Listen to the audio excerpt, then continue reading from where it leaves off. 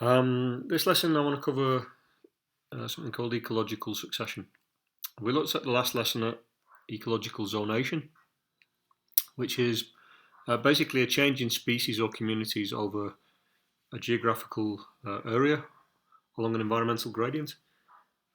Succession or ecological succession is a change in species or communities through time.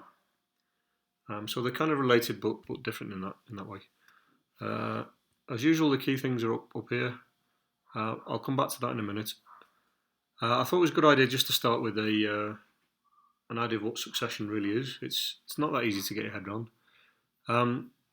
If I change the subject and I went to rather than ecological succession, we looked at historical succession. Straight away, you'd know who these people are, obviously by heart. We start with this guy, Edward IV. His second reign, obviously, not the first. He was succeeded by Edward V, who was succeeded by Richard III, who would have given anything for a horse. His body was found in 2012, by the way, underneath a car park in Leicester. He was succeeded or followed by Henry VII. You probably know who this guy is. He was succeeded by his son, Henry VIII. That's an example of succession, or one thing succeeding another. In ecological succession, one community is succeeded by another community, is succeeded by another community, until you get to the final stage where it's stable. And that stable community, as you can see up here, is called a climax community. The one that starts is referred to as a pioneer community. So up here you can see that ecological succession is the change in stages through time, moving from a pioneer community to a climax community.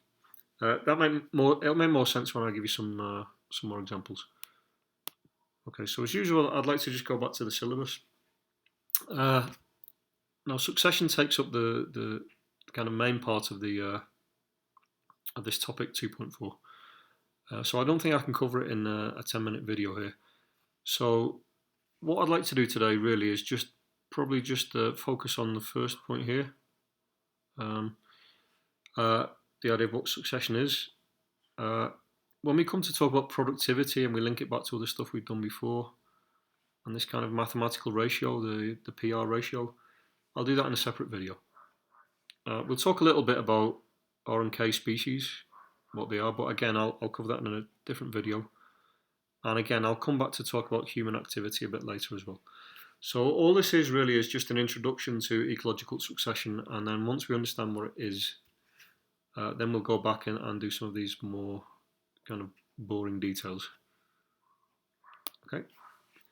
Right. First thing you should know is there's two types of ecological succession. The first one we'll call primary succession. So primary succession happens when you start with a bare piece of rock, as you can see down here. So that rock, there's a few ways it could form. It might be a volcanic island that's risen out of the sea, a new island where no life has existed before. There might have been life there before, but there's been some devastating incident, meteorite strike, or maybe a volcanic eruption that's covered the whole area with new volcanic rock. So basically, you're starting with virgin rock that doesn't have any soil on top of it. It's just bare rock. Now, there's a group of organisms, or a group of organisms that comes and colonizes that area first. These are blue-green algae, lichens and mosses largely. Now those are really interesting. I was going to say plants, but in the case of lichens you can't say it's a plant. They're the organisms that arrive first. They don't need soil. They're very live in very, very tough conditions. They can just absorb water from the rock. They can become dormant. Mosses are very good at becoming dormant and then coming back to life when the first rains arrive. So these are the kind of species that arrive first, and they're referred to as the pioneer species. Pioneer meaning the ones that get there first. So the pioneer species arrive. They live for a short time on the rock, and they alter the conditions of the environment there. So mosses and lichens, they live very close to the rock. They can catch particles of dust and pollen and things that come along, and they can start to create, and you can see it on the diagram, very, very thin soils. Now you can see up here above my head, those pioneer species are called R strategy species, or R strategists, or R species. We'll do that in some more detail later, but R species basically they have very rapid growth, they have a very quick life cycle, they live and die very quickly, they reproduce very quickly in huge numbers, and they grow very, very quickly. They need to do that because eventually they're going to be taken over by better competing species later on. Okay, so those pioneer species, that's called the first community, or the first seer. A seer is a biological name for the first stage of succession. So the first seer, the pioneer species, are replaced by the second seer. These are herbaceous plants, basically small flowering plants and grasses. They grow slower than the pioneer species, but they need soil to survive, but they can put the first roots down into the very thin soil that's already there. Once they start growing, they're better competitors for light and nutrients than the pioneer species, and they take over the environment, or the habitat. They take over the habitat. So we go from the first seer to the second seer. Now you might think that's the end of the line, but no. A different community then replaces the second seer. This will be the third seer, which is kind of small shrubs. They're slow growers, but they can grow higher than the grasses, and they can outcompete them for light, and they can put the roots deeper, and they can outcompete for nutrients and water. So then this seer takes over from the previous seer. And then again, better competitors come along again. Small trees like alder bushes, rhododendrons, things that can outcompete the small shrub-like plants. Until finally, we get to the end of the line. We get to the community that's called the climax community. Now, obviously, that community, I've basically just included plants here, but that includes all the animals that come along to live in that habitat as well.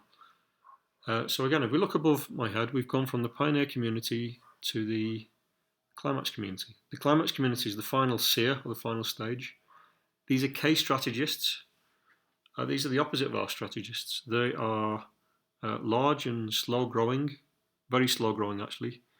They need thick soils to survive.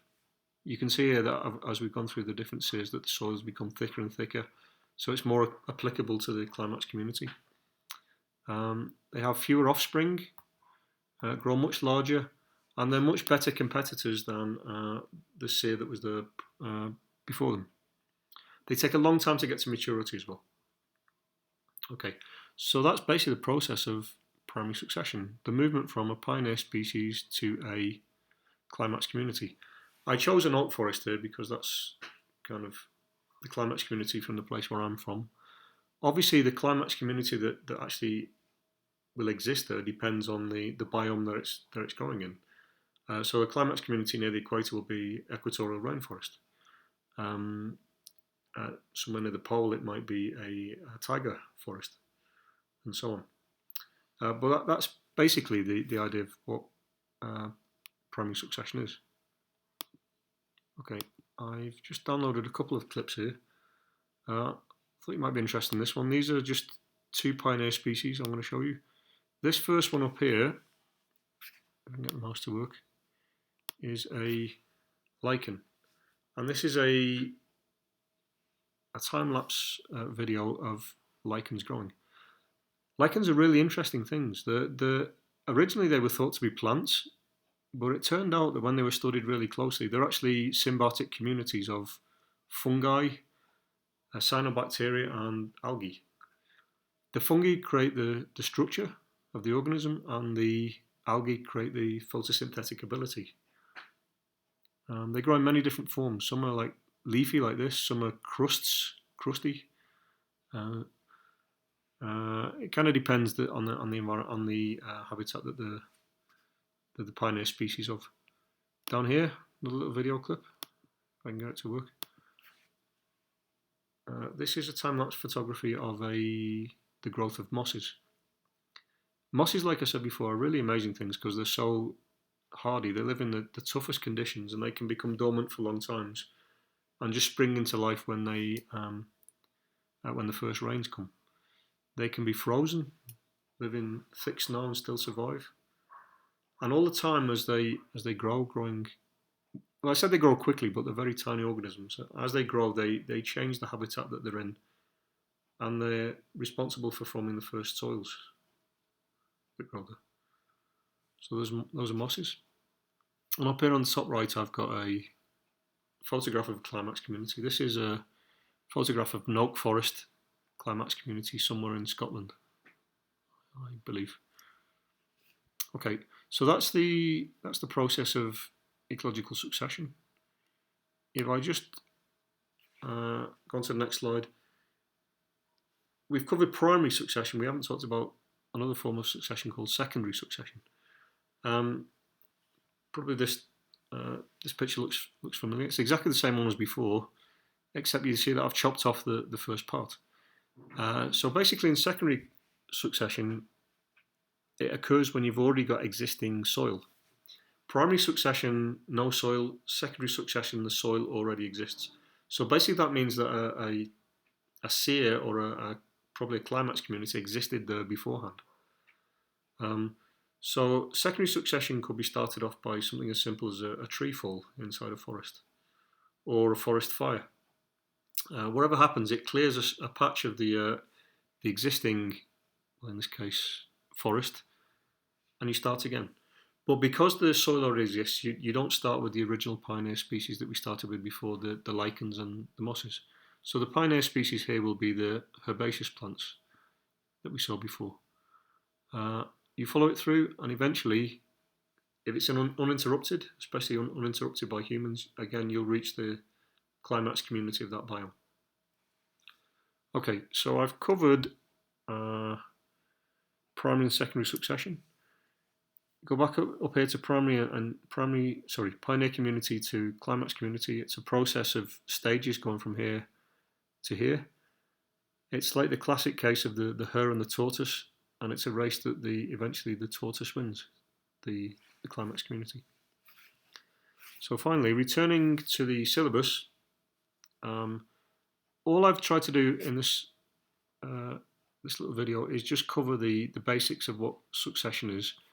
We talked about primary and secondary succession, and we talked about the difference between the pioneer community, the climax community, and the intermediate stages between going from one to the other.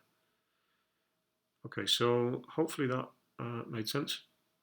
I'll follow this up with some more videos where we'll cover the rest of the information that's in the knowledge and understanding section and the application section specifically about succession. But just be aware, it's a fairly large section.